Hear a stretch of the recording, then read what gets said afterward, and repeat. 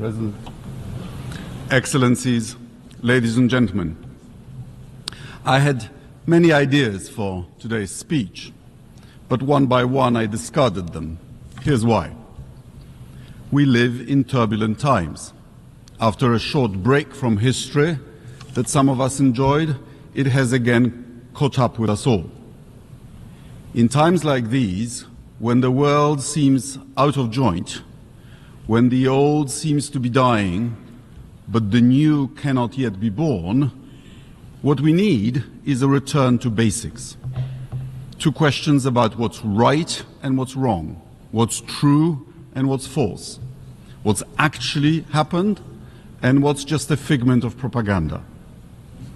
Almost exactly 3 years ago, on March 2nd, 2022, nations of the world gathered here in a special session, faced with a straight question: whether to condemn, applaud, or ignore Russia's invasion of Ukraine. Their answer was clear.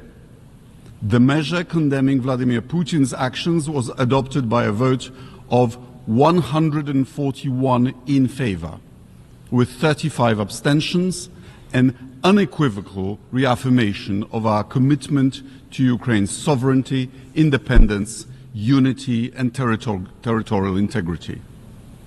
Only 5 countries voted against, among them Russia, Belarus, North Korea and representatives of the now deposed Syrian regime. Quite a company. According to Kremlin's propaganda, what started 3 years ago was a justified reaction to Western imperialism allegedly threatening Russia's security. In fact, we have seen a modern-day colonial war against Ukrainian people who want a better life and realize they can never achieve this goal by going back to their subjugation to Russia. That is what they are being punished for, an effort to free themselves from under the control of a former metropolis. Many countries represented here know the experience. Kremlin aggression is a manifestation of a failing empire's desperate struggle to restore its sphere of influence. We all knew it back then. Fast forward 3 years, and the same group is no longer so sure. What happened? Basic facts have not changed. Russia invaded a sovereign nation, violating its rights to existence and self-determination. During the course of war, Russian forces have killed thousands of people. They have indiscriminately bombed both military and civilian infrastructure, apartments, hospitals, schools, kindergartens, you've seen it all. War crimes have been committed. Thousands of Ukrainian children have been kidnapped and sent to Russia to strip them of their national identity. Vladimir Putin does not only want to destroy Ukraine's presence, he wants to steal its future too.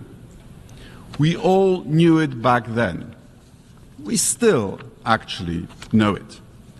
Opinions in this body began to shift not because facts have changed. They are changing because of self-interests.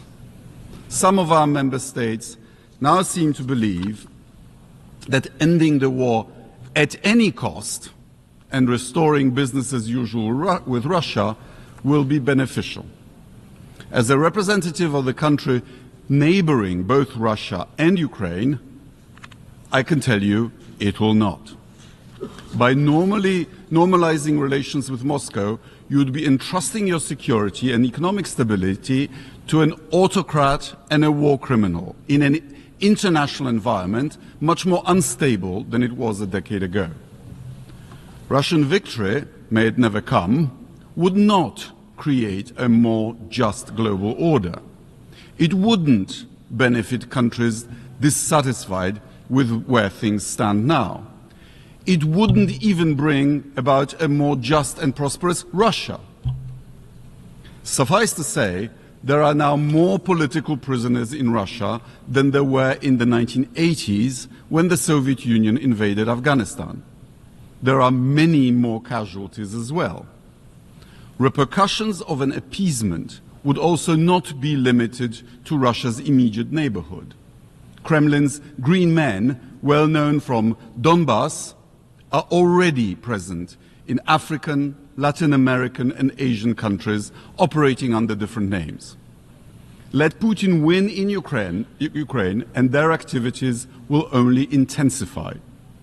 Moscow's disruptive actions in Africa echo its actions in Europe, undermining stability, supporting illiberal regimes, discrediting the West. Thousands of mercenaries from the so-called Wagner Group, now charmingly renamed Afrika Korps, are employed by local warlords and rewarded with access to precious metals and mineral mines, stripping Africa yet again of its wealth. If Ukraine is abandoned today, who will be next? Another country in Eastern Europe? Possibly, but possibly a country in the Middle East or an African state targeted to serve as a Russian military base, replacing Syria, where a regime propped by the Kremlin recently collapsed. Ladies and gentlemen, we've just heard another performance by the Russian ambassador consisting of lies, propaganda, and hypocrisy. He referred to Ukraine as a project. Ukraine is not a project. Ukraine is a country with a longer history than Russia. Ukraine is a member of this body for far longer than the Russian Federation.